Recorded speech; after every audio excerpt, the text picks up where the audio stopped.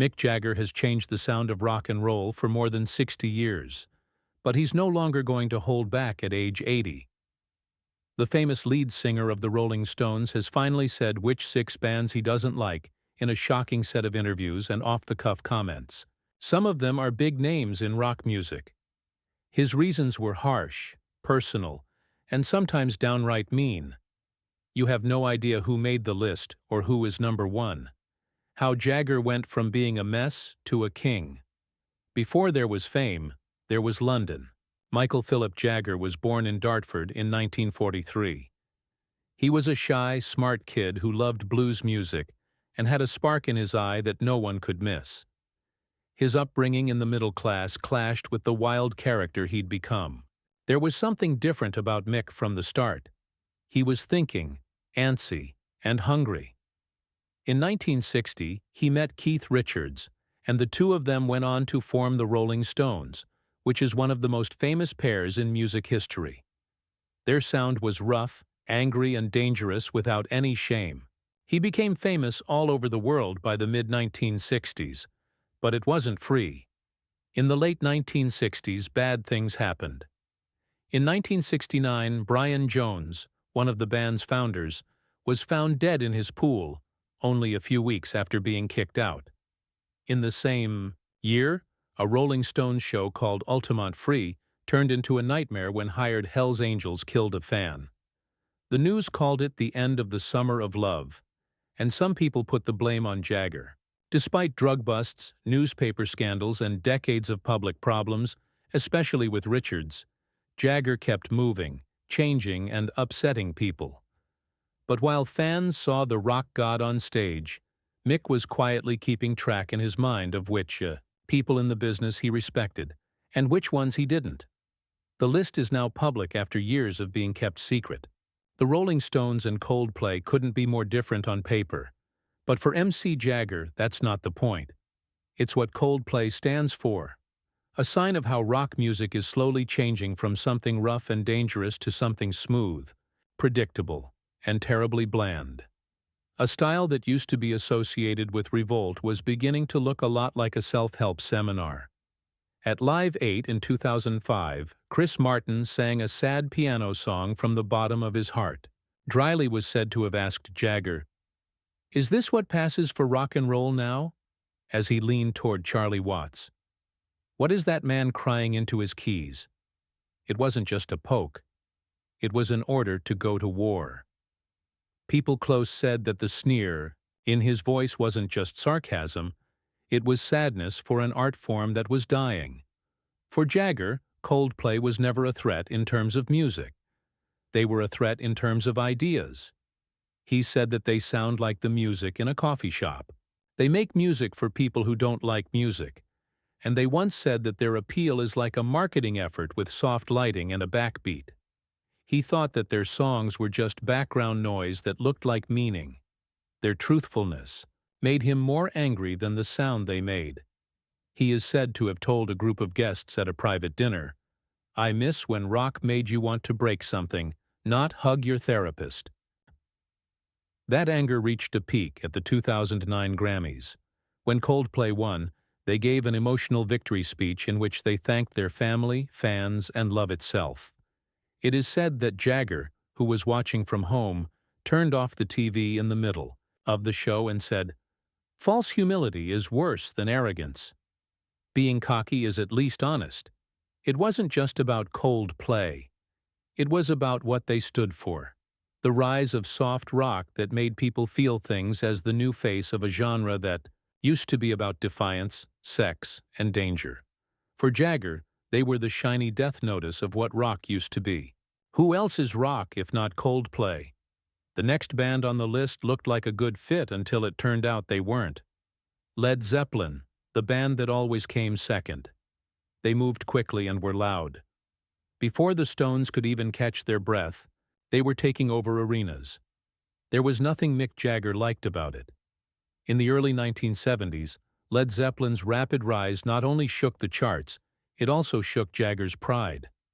The Stones had worked hard for 10 years to get to the top, but Zeppelin seemed to just pop up overnight. Mick saw it as a quick way out through a door he had kicked open with his blood and sweat. He did not think of them as pioneers. He saw them as takers riding a wave that he had helped make. He thought Robert Plant's singing sounded like prehistoric, whistling, and thought the singer's wild, uncontrolled energy was just noise. He wasn't impressed by Jimmy Page's fast solos either. He said they were masturbatory nonsense for lonely boys with too much free time and a guitar. He didn't think it was art. It was ego going crazy wrapped in a Marshall stack. There is a story that he told a director at London's Trident Studios in 1971. They're just noise merchants, all volume and no soul.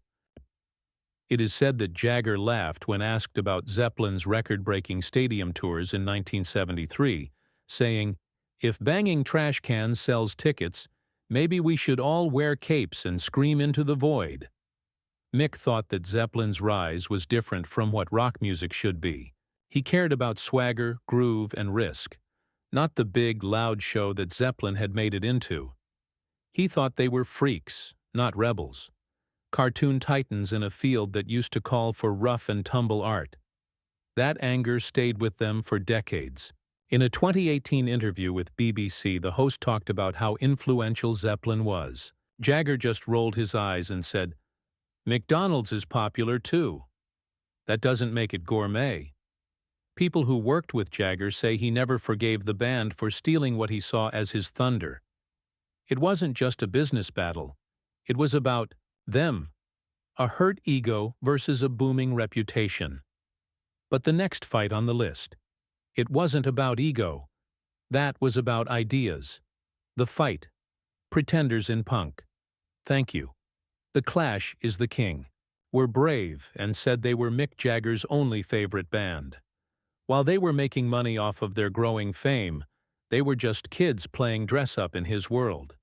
He didn't think they were dangerous. He went to the show. What was even worse was that he saw fakery wrapped in distortion tools. The fight was about more than just sound. It was deep and abstract. Joe Strummer said that the Stones were millionaire rebels and rock stars who claimed to be dangerous while living in tax-free mansions. Some punk fans thought the Stones were selling out. They saw them as old rebels who were still singing about chaos while hiding behind mansion gates and expensive sunglasses. That wasn't something Jagger took easily. He is said to have replied, "3 chords in a slogan doesn't make you a revolutionary. Oh, it makes you loud." He didn't think the punk scene was about telling the truth. It was about temper tantrums with guitars, and he thought the Clash were its most over-the-top characters. Their meeting behind the scenes at the Rock Against Racism event in 1978 became famous. Even though things were tense, Strummer was polite and went up to Jagger to shake his hand. "Mick didn't even look at me." He told them, "Come back when you've had a hit in America." Then he turned his back and walked out of the room, leaving the Strummers speechless. Bobby Keys, Stone's saxophonist, says that Jagger often made fun of punk bands by saying that they were just students acting rebellious. He thought that their ideas were fake, their music was bad, and their fame wasn't something they deserved. For Jagger, they were just energy and rage without any style. In an interview in 1979, Mick said, "Punk thinks that volume makes up for skill, but when you take away the shouting, there's nothing." Even when he died, he didn't turn soft. When Jagger paid respect to Joe Strummer after his death in 2002, it was shockingly cold. He had faith in what he was doing, even though it wasn't very good. For Mick, punk wasn't a change. It was a tone down. Noise and slogans were used instead of the beauty of rock music. He could ignore the noise, but there was one thing he just couldn't stand: taking after. The next band didn't just play against him. They tried to be him. Steely Dan, cheap copies made in the USA. They weren't just like the Stones. They wished they were the Stones. That's how Mick Jagger saw it anyway. Jagger thought that Aerosmith wasn't just inspired by the dirty blues, riffs and Steven Tyler's pouty lips, flowing scarves and high-octane stage swagger. They liked the way he seemed. Even worse, They were getting paid a lot for it. Mick thought that every move, scream, and swagger-filled song was the same thing that had happened before, but louder, glossier, and more Americanized. "It's flattering to copy," Mick once told a reporter. "You can do it, but only if you're not getting paid more than I am." Jagger did not see Tyler as a threat. He was a mirror, but it was skewed. He said he looked a lot like me in a funhouse mirror, and often made fun of Aerosmith's early records by calling them B-grade blues with arena lighting. He thought what they did was copying, not coming up with something new. The tension reached its highest point in the mid-1970s, when Aerosmith began scoring big hits that sounded exactly like Stones-era swagger. Some say that Mick walked up to Tyler at a party for business people in New York in 1976, smiled, and said, "You do me better than I do." "Good job."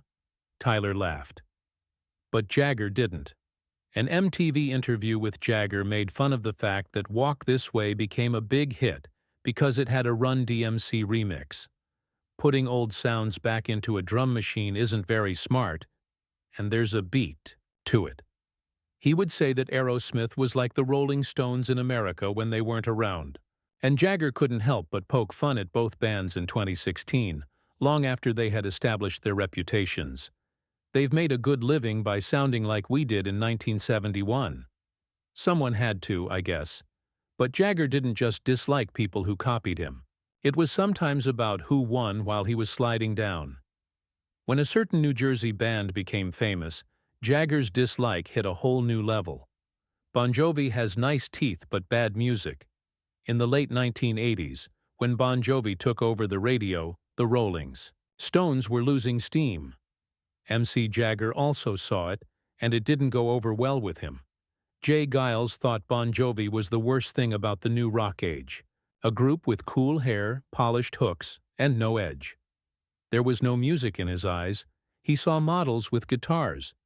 He is said to have told a tour helper that they looked like a boy band in jeans. More moose than danger. Jagger thought that their stadium anthems were carefully packaged acts of defiance. He saw manufactured danger being sold in neon lights. During a tense meeting about the Steel Wheels tour in 1989, Jagger lost it over slow ticket sales. "We're bleeding out here," he stated, "and people are lining up for greeting Card Rock in leather pants." It hurt him to see the tides change. Fans who watch trade grit for gloss and risk for ease of reading. Backstage at that year's MTV Video Music Awards, John Bon Jovi smiled, reached out and shook Jagger's hand. Mick just looked at it for a moment, and then walked away. "Tight jeans and 3 power chords don't make you a legend," he told his friends later. "It makes you stand out in the mall." There was a lot of anger. He didn't think Bon Jovi's success was won. He thought it was made by studio executives and stylists, not by good songwriting or hard work. He didn't see them moving the rock forward. They made it less serious and more fancy. Years later, when asked if he'd ever work with Bon Jovi again, Jagger laughed it off. "It would be better for me to record with my machine. It does make a cool sound, though. But one band, not even Bon Jovi, with their sprayed hair and radio control, got Jagger's attention the way that band did. He thought this band wasn't just bad for rock. It was being killed. Pink Floyd. The end of rock." Go to Jagger. The band Nickelback wasn't just bad. They let you down. It's an insult to everything rock and roll was ever meant to be. He did not think of them as musicians. He thought of them as a sign. The dull, overproduced endgame of a genre that used to be driven by danger, revolt, and raw soul. He was known for saying that they were the death of rock's soul and corporate gunk, for people who think that loud guitars mean anger. Mick thought they weren't just bored. These things were rude. In 2008, Jagger was said to be furious when Chad Kroeger said that the Rolling Stones had influenced him in a news interview. Longtime backup singer Bernard Fowler says he yelled, "The only thing we got them to do was take the money and run. At least we had something to say." Nickelback's huge popularity only made people dislike them more. Stadium tours, Number 1. Songs and endless radio play. But Jagger doesn't see a shred of authenticity in them. He didn't hold back in a 2013 BBC Q&A.